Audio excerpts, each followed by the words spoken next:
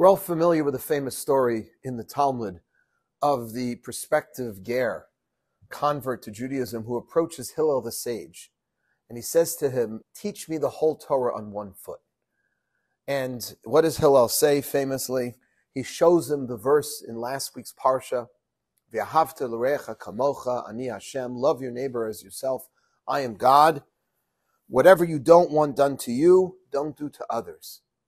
That's the famous story. Now, I never understood this because, first of all, is there one phrase that can tell you, everything about Judaism? And really, what was this prospective convert doing? The part of the story I left out was Shammai. He went to Shammai first, and Shammai kicked him out and said, "I don't have time for these games. Show me, teach me the whole Torah on one foot." Like, what does that even mean? So what's going on with this story? Very, very important story. And the Kli Yakar, one of the great commentaries, explains that this ger, this prospective convert, was a ger tzedek, was a righteous individual. He wasn't trying to make light by asking Hillel, "Teach me the whole Torah on one foot." What he was really asking for, according to the Kli Yakar, was one organizing principle of Judaism. Because he understood that if he were to convert to Judaism, he wasn't raised with this in his youth. He would need something to be able to turn back to that would help him keep the rest of Torah Judaism. What's that one kernel of truth I need to stay focused on? To that, Hillel showed him the verse, "Love thy neighbor as thyself, I am God." But Hillel, says the Kli Yakar, read to the convert the verse as one. Didn't just say, "Love thy neighbor as thyself." He said, "Love thy neighbor as thyself, Ani Hashem, I am God." Now, why does God's name have to be in there at the end? This is the middle of the book of Leviticus, chapter 19. We already know who God is. We've already received the 10 Commandments. We've been well acquainted with this God. What does God have to do with love thy neighbor as thyself? And that is why, says the Kli Yakar, because there are two parts of our Judaism. There's our relationship with God and there's our relationship with our fellow human being. And the Kli Yakar, this great commentator, explains this is why the Kruvim, the angelic cherubs that sat on these figures, that sat on the Ark of the Covenant, had wings that extended upward towards the heavens, but they also faced each other, representing the two different aspects of our relationship in Judaism, one to God vertically and one to each other horizontally. And that's why our sages teach there were two lochot. There were two tablets upon which the 10 Commandments were written. I'm sure God could have figured out to give Moses all 10 on one. But God gave Moses the tablets, 5 on each, to understand, because the first 5 commandments of the 10 Commandments pertain to our relationship with God, and then the next 5 to our relationship with our fellow human being. Number 5, by the way, the last one on the first tablet, is the bridge. Kabedat avicha ve'etimecha, honor your father and your mother, right? Because our parents are our first line of authority, representing ultimately God, the ultimate authority in our lives. But the first and then the second. And we may sometimes take one more seriously than the other, right? We live in a society that values treating our fellow human being fairly and kindly. So we might take more seriously the second set of tablets than the first. But both are essential to being Jewish, which is why the verse right before the 10 Commandments are recorded in the Torah, in Parshat Yitro. The Torah introduces them with the phrase, "Vayedaber Elokim et kol hadvarim lemor." And God spoke all of these words, saying. Rashi points out the superfluous word all. And God spoke all of these words. Of course, all of these words. What do you mean? Just some of them? No, all of them. Why? To teach us that God spoke all 10 commandments in one utterance. Something which is impossible for me and you to be able to do. And why does he do that? So we don't pick and choose. So we don't make the mistake of saying, well, God, of course, takes, the mitzvah of giving charity more important than the mitzvah of, let's say, observing the Sabbath. Right? We don't really know because God uttered them all simultaneously.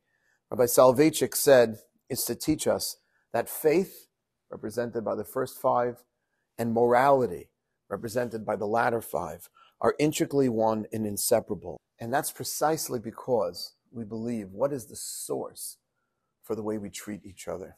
Why should we be kind to other people? Why should we give charity and not speak ill of others?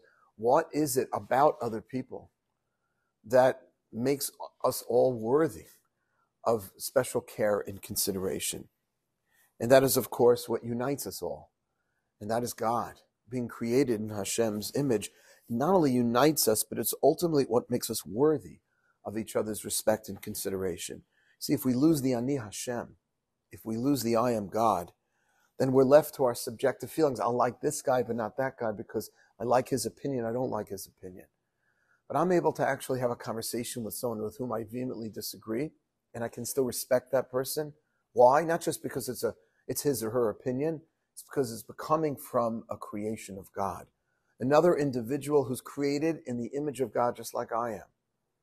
That's what ultimately demands that we treat each other respectfully and properly, even if we are on the opposite sides of the aisle on whatever issue we're discussing. And this is an incredibly relevant and important point today. We have lost the ability to truly be friends and exchange information and learn from other people who are different than us. We keep surrounding ourselves in these little echo chambers where all we hear are other opinions that, are essentially the same as our own. But we can't talk to other people because we've lost complete respect for them. Because all we're doing is judging them based on what they're saying. We're not judging them. We're not evaluating them for the inherent value and worth that they have. The founding fathers of this great country understood that we were all invested with certain inalienable rights. Where do those rights come from? They come from a higher place. They were deists. They believed in God, and they understood the value of a human being, and they set up a country, a republic, with different parties, understanding that we could still respect and value each other, even if we disagree, because there is something that's more fundamental than our differing opinions, and that is us being created in Hashem's image. And I want to leave you with one last idea, which I think can truly be helpful in continuing to hear the other. VeAahavta Lereicha Kamocha ani Hashem. Love your neighbor as yourself. I am God. Now, is it really possible to love another person, even just a fellow Jew, as much as you love yourself? Well, most of the rabbis don't believe that it should be read literally. The Ibn Ezra, for example, great Sephardic commentator, teaches that it means that there should be no difference between what man wants for himself and the good that he wishes for his friend. Because, again, we're all created in God's image. But it doesn't mean I have to actually love another person as much as I love myself. That's impossible. Ramban Nachmani says it means that you should not allow envy. You should not allow yourself to envy another for their good fortune, because envy and jealousy ultimately result in hatred. But it's not like you have to really love another person as much as yourself. The Radvaz compares the entire Jewish community to the body of a single person. And he says, just like you would never think of deliberately injuring yourself or purposely neglecting a part of your body, right? In the same way, we each have to seek the welfare of each other. But again, not literal. Maimonides, the Rambam, writes that you're supposed to love your fellow Jew and their property. Treat them in the same way that you would yourself would want to be treated. He reads the Torah literally in this regard. Question is how? How can you do this? And the answer again is at the end of the verse. Just like Hillel, the sage, when he read that line in the Parsha to the convert, he didn't just say, love thy neighbor. He said, love thy neighbor, I am God. Right? And that, I think, is the answer. I heard this years ago from one of my teachers, Rabbi Richard Mann. When the Torah says, love your neighbor as yourself, what aspect of yourself are you supposed to love, such that it can now help you to love others? Is it the way you look? Is it how much money you make? Is it your political opinion?